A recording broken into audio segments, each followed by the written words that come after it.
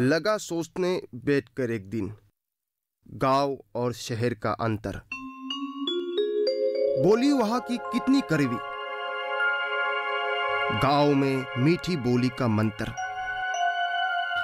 आसपास के पास पड़ोसी रखते नहीं किसी से मतलब। मिलना और हलचल को घर घर पूछते गांव में सब। भाग दौड़ की इस दुनिया में लोग बने रहते हैं अनजान। गांव में होती है अपनी हर लोगों की एक पहचान। खुशियां हो या फिर गम, शहर में दिखता है कम। गांव के लोगों में होता है साथ निभाने का पूरा दम। हर जगह होती है प्रदूषण, जिससे बनती है बीमारी का कारण। सुंदरता का ऐसा स्वर्ग, हवा सुहानी, गांव की हरियाली। पैसा बना जरूरत सबकी, बड़े लोग तभी शहर की ओर। कच्चे रेशम की नहीं है गांव की वो पक्की डोर। पहचान नहीं तो क्या हुआ, पानी को लोग पूछते हैं। वही शहर में पानी के लिए लोग दरवाजे से लौटते हैं। कैसे बदले शहर के लोग, कैसा है उनका ये जाम। गर्व से करता हूं मैं तो देश की गांव को सलाम।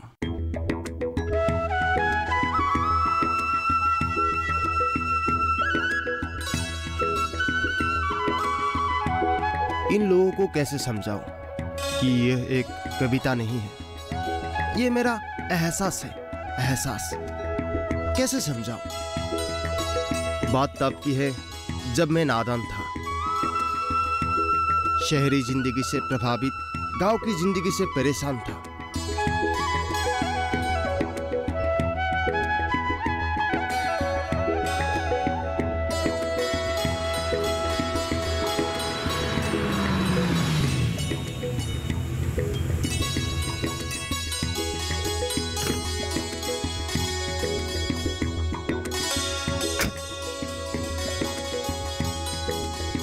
अरे यार संदन, क्या खबर है?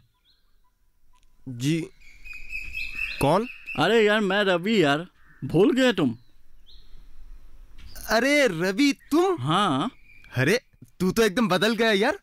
अरे यार शहर में रहता हूँ ना। वाह, ये किसकी है? मेरी है। तेरी है? हाँ, नहीं हो सकता क्या?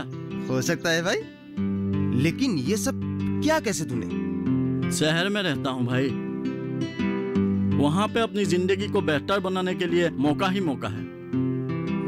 तुझे तो बस उस मौके का फायदा उठाने का तरीका आना चाहिए। अच्छा, तू एक बार शहर आके तो देख। शहर में मेरी एक बुआ रहती है। अरे तब तो तेरा कोई टेंशन ही नहीं है, तेरा तो रहने का बंदोबस्त भी हो गया है। लेकिन हर कोई कहता है कि वहाँ पे हलचल शोर शराबा ज्यादा होता है, तो किसी के पास समय ही नहीं होता है अपने रिश्तेदारों से मिलने के लिए। अरे यार वहाँ के लोग हर समय व्यस्त रहते हैं अपने काम में। पर एक साल तू शहर आके तो देख, लाइफ सेट हो जाएगी तेरी। तेरी वो क्या नाम था उसका? पल्लवी। हाँ पल्लवी। गांव में रहकर कभी भी तुम उसे अपना नहीं पाओगे। किसी दिन भाग जाएगी दूसरे के साथ। हाँ देख लेना।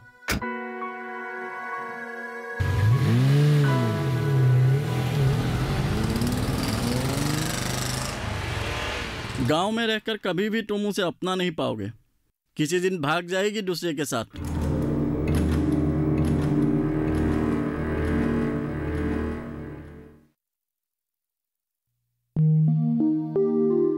चंदन बेटा, चल उठ जा। चल उठ जा बेटा। चंदन उठ जा बेटा, उठ। रुको ना माँ। चल उठ जा। ओ चंदन उठ जा। माँ रुको ना, थोड़ा सा सोने दो। क्या इतनी देर हो गई है? सूरज सर पर चढ़ चुका है। चल उठ। तुम जाओ माँ। चल उठ उठ। अरे रुको ना। चल उठ उठ। माँ बस दिन भर सिर्फ सोना, चलो उठ।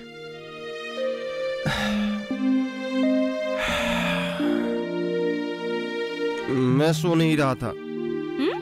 सो नहीं रहा था? तो फिर अच्छा सपने बुन रहा था? माँ को कैसे पता चल गया यार? नहीं, मैं प्लानिंग कर रहा था। कितने दिनों से? क्या? तेरे प्लानिंग का? 3 साल। पूरे 3 साल से तू यही तो कर रहा है। इससे अच्छा होता तू अपने कल्पना की इस दुनिया से हटकर अपने पिताजी के साथ खेती बाड़ी में हाथ बढ़ा। खेती बाड़ी? और मैं करूंगा? मैं ग्रेजुएट हूँ माँ, ग्रेजुएट। पिताजी की तरह वो ये 10वीं फेल नहीं। उसी 10वीं फेल ने तुझे आज यहाँ तक पढ़ाया, जिसके बलबूते पर तू आज उन्हें कोस रहा है। माँ, मेरा बड़ा सपना है, मैं एक दिन बड़ा आदमी बनूंगा। एक किसान व्यसन ये मैं नहीं बनूंगा। जज, बड़ा अफसर या फिर बड़ा राजनीतिक नेता। देखना, मेरे पास बंगला होगा, नौकर चाकर होगा, गाड़ी होगी, है ना? हाँ, देखना होगा ये सब मेरे पास एक दिन। बेटा, सपने बुनने से नहीं बनता, उसे साकार करने के लिए मेहनत करना पड़ता है। पिताजी जैसे लोग मेहनत करते हैं माँ। हम जैसे पढ़े लिखे लोग दिमाग से काम करते हैं, दिमाग से। अच्छा, अब तक तूने दिमाग से क्या क्या किया? क्या क्या किया? छोड़ो, तुम्हें बता के क्या फायदा? तुम भी तो। अच्छा माँ, तुम्हारे पास थोड़ा सा पैसा होगा? क्यों? मुझे काम है थोड़ा सा। क्या काम? मुझे शहर जाना है।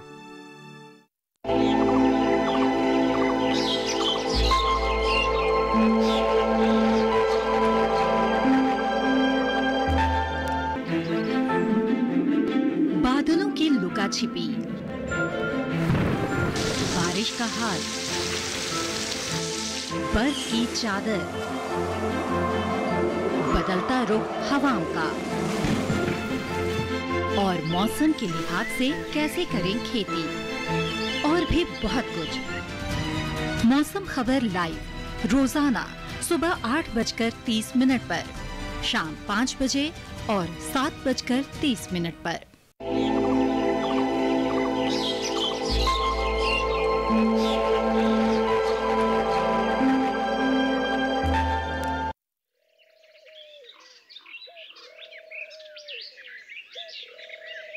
ये चाय लीजिए जी। हाँ।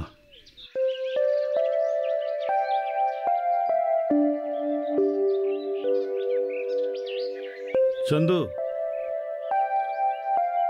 ये जो हर शुक्रवार तू शहर जाता है, वहाँ जाकर तू क्या करता है? मेरा काम है पिताजी वहाँ पे। क्या काम है? मुझे भी तो पता चले। आप नहीं समझेंगे। क्यों? अरे मैं तेरा पिता हूँ। आप ग्रेजुएट तो नहीं है ना?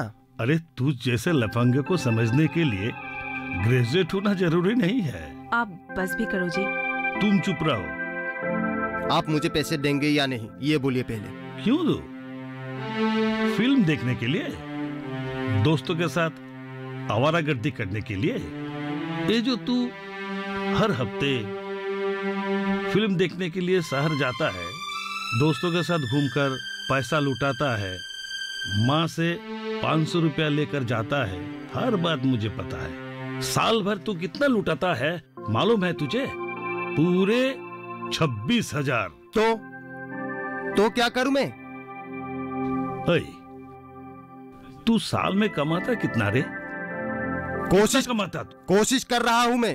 हाथ में हाथ धरे बैठा नहीं हूं यहाँ पे। कौन सा कोशिश तू कर रहा है? जिस दिन बन जाऊंगा ना। अरे मुझे भी तो पता चले तू क्या कोशिश कर रहा है।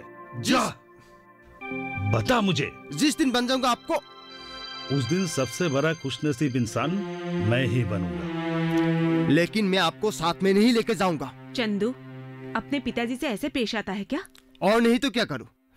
पैसे मांगने से पैसे नहीं देते हैं। ऊपर से सवालों का बौछार कर देता है। देख बेटा, पिताजी तेरे भलाई के लिए तो बोल रहे हैं ना ये सब।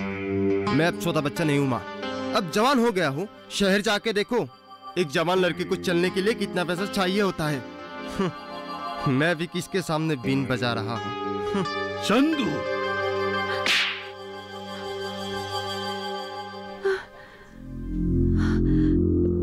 ये आपने क्या किया जी? वही किया जो सालों पहले मुझे करना चाहिए था। जवान बेटे के ऊपर हाथ नहीं उठाना चाहिए था।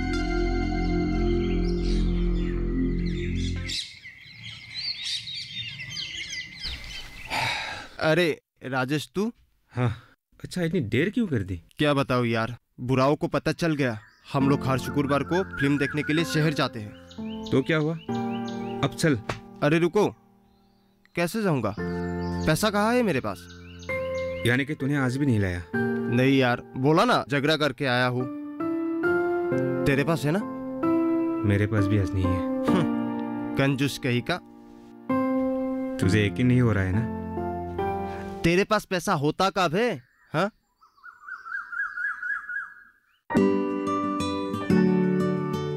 चंदन, कहाँ खो गया? पल्लवी यार। अरे पल्लवी नहीं यार, मृग तृष्णा। नहीं यार, पल्लवी है। मृग तृष्णा पल्लवी है वो। अच्छा, तू इसके पीछे पड़ा ही क्यों है? मैं उससे प्यार करता हूँ यार। जो तुझे कभी नहीं मिलेगी। क्यों नहीं मिलेगी? देखना, जब अमीर बन जाऊंगा ना, तो उसको जाके मैं प्रपोज करूंगा। अगले जन्म में।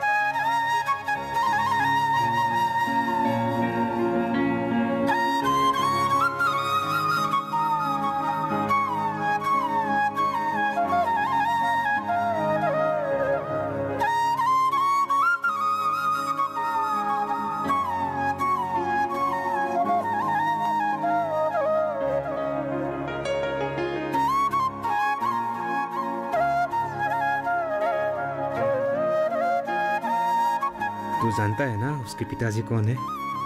हाँ, वो लंकेश महाजन। और उसका भाई? हाँ यार, जानता हूँ। वही ना, वो दुर्योधन।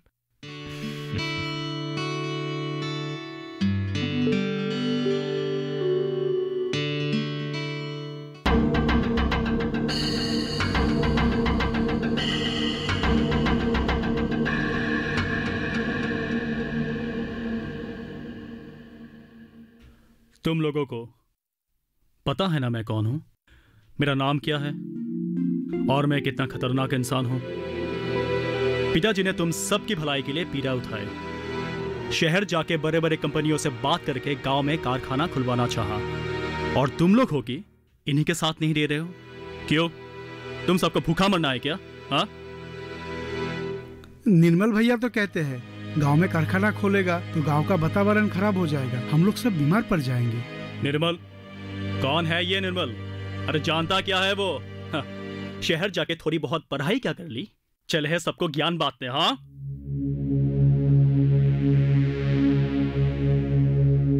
तो क्या निर्मल भैया गलत है? सुनो, अगर गांव में कारखाना खोल जाता है तो तुम सभी को काम मिलेगा, साल के पूरे 12 महीने। और क्या चाहिए? अरे वो निर्मल तो चाहता ही है कि तुम लोग बेरोजगार होके मरो।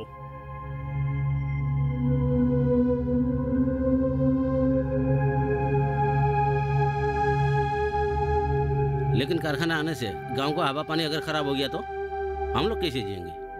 मैं कह रहा हूं ना, अगर गांव में कारखाना खोल जाती है तो गांव का कोई नुकसान नहीं होगा। अगर हो गया तो भैया? ए बुढ़ाओ, तू कुछ ज्यादा ही बात कर रहा है। हाँ, अगर फिर से ऐसी बात की ना तो तेरी जुबान खींच लूंगा मैं, समझा? उनका छोड़ो, उनका उम्र का तू लिहाज करो। अरे तू होता कौन है रे, मेरे बेटे से ऐसे बात करने वाला?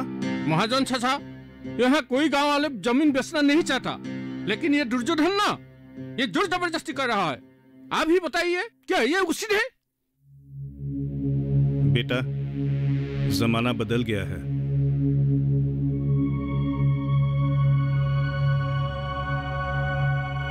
बेटा, क्या ये सच है?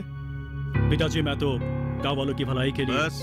नहीं पिताजी, मैं उनका मदद करना चाहता था, लेकिन इन लोगों को मेरी मदद की कोई जरूरत नहीं।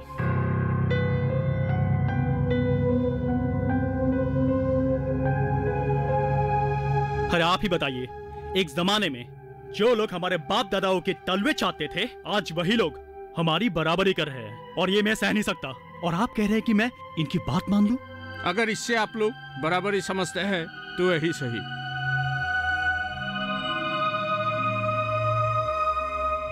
लेकिन गांव वाले पर आप लोगों का हुकूमत नहीं रहा।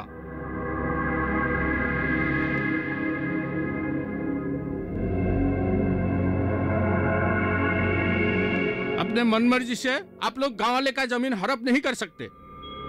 जमाना बदल गया है बेटा, हम किसी के ऊपर जबरदस्ती नहीं कर सकते। पिताजी,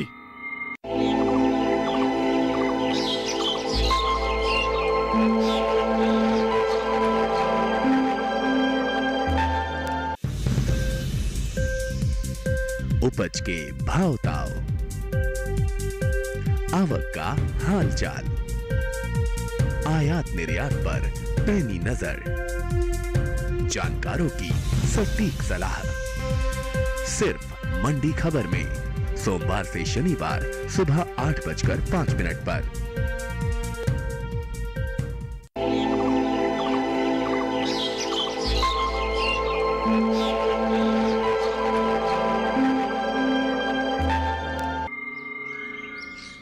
शहर जाकर तो तुम मुझे भूल ही गए। पता है कितनी याद आती थी। तुम्हें क्या लगता है मैं तुम्हें कभी भूल सकता हूँ?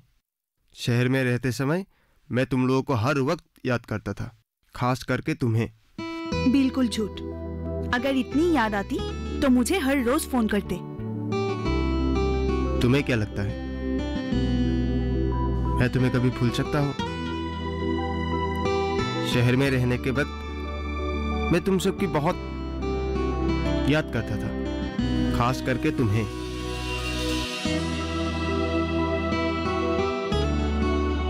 ऐसा क्यों कह रही हो? पता है शहर में जीना कितना मुश्किल है। क्यों?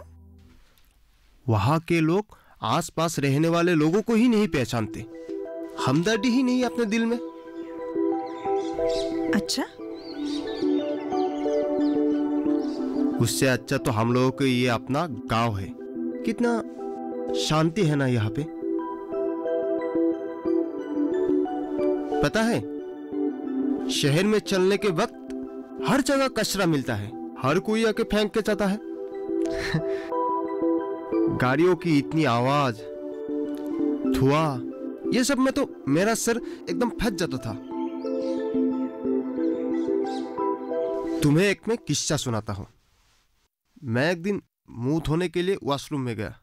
वहां पे जाके देखा कि वहां पे पानी नहीं है। मैंने आके अपना बुआ से पूछा, बुआ टंकी में पानी नहीं है क्या? कुएं में ही पानी नहीं है, सूख गई है। पानी के बिना कैसे रहते हो तुम लोग? जैसे तैसे गुजर रही हूँ। बाहर एक ड्राम है, अगर हाथ मुंह धोना है तो ले सकते हो। यहाँ पानी खरीदना पड़ता है। क्या पानी खरीदना पड़ता है? क्या भाव है पानी का? एक गाड़ी का 300 रुपए। 300 रुपये? कितना लीटर देता है पानी? 700 लीटर। बुआ एक कुआं कब से सूखा पड़ा है? 15 दिन से। पहले तो ऐसा नहीं था। पिछले साल से शुष्क मौसम में पानी सूख जाता है। पिछले साल लगातार 1.5 महीना पानी खरीदने पड़े। इस बार तो उससे भी जल्दी पानी सूख गया। हाँ? इसका मतलब बरसात तक पानी खरीदते रहने होंगे आप लोगों को? हाँ। ये 700 लीटर पानी से कितने दिन गुजारा होता है आप लोगों का? अगर हिसाब करके खर्च करो तो ज्यादा से ज्यादा 3 दिन। हाँ? अच्छा है, अब तो तुम लौट आए। हम यहाँ कुछ नया शुरुआत करते हैं। हाँ वही, कुछ यहाँ पे ही करना पड़ेगा मुझे। चलो अब चलते हैं। हाथ के पांचों उंगलियां जब एक हो जाते हैं ना, मुट्ठी बन जाते हैं, हाथ में ताकत आ जाता है। सालों से यही कोशिश कर रहा हूं मैं, लेकिन सफल नहीं हो पाया। जानते हो क्यों? क्यों भैया? कोई मेरी बात समझ ही नहीं रहा। हमारे गांव में खेती मौसमी होता है। साल में 12 महीने खेती नहीं होते। साल में 4 से 6 महीने तक बेरोजगार रहता है। अगर बेमौसम में भी खेती किया जा सकता है या फिर कुछ वैकल्पिक रोजगार का जरिया निकाला जा सकता है तो अच्छा नतीजा मिल सकता है। वैकल्पिक रोजगार? डेयरी यानी गौशाला, मत्स्य उत्पादन, मुर्गी पालन और हस्तशिल्प। समझ गया भैया, लेकिन ये सब करने के लिए लोगों के पास पैसे तो नहीं है, तो करेंगे कैसे? अगर गांव वाले एकजुट हो जाए तो हम असंभव को भी संभव कर सकते हैं। हाँ, आपके बात मुझे कुछ कुछ समझ में आ रहा है। ये गाँव वाले इसलिए नहीं समझ रहा है क्योंकि वो लोग अनपढ़ है ना। हाँ, और एक बात है, हमारे गांव में जिस तरह जनसंख्या का विस्फोट हो रहा है, ये एक गंभीर मामला है। समझो कि मेरे पास 10 बीघा जमीन है और मेरे 4 बेटे हैं। मेरे मरने के बाद जब मेरा संपत्ति का बंटवारा होगा, मेरे एक बेटे के बीच कितने पड़ेगी? 2.5 बीघा। अगर उनका भी 4 बेटा होगा तो कुछ साल बाद कितनी जमीन भाग में रह जाएगी? 1 बीघा भी नहीं। हाँ, ये तो सोचने की बात है। अगर ये हाल होगा तो कुछ साल बाद हम दूसरों देशों के पास अनाज के लिए जाना पड़ेगा, निर्भर होना पड़ेगा। अगर यही हाल होगा तो देश कंगाल हो जाएगा। अगर हमारे गांव के लोग एकजुट होकर खेती करते हैं तो हम आसानी से खेती में आधुनिक संसाधनों का इस्तेमाल कर सकते हैं। हाँ, अगर समय पर बारिश नहीं होते हैं तब तो हमारे जमीन सूखा पड़ा रहता है। हाँ, अकेले तो कुछ नहीं कर सकते, लेकिन एकजुट हो जाए तो हम सिंचाई का भी प्रबंध कर सकते हैं और इसके लिए सरकार भी हम लोग को मदद करेगी।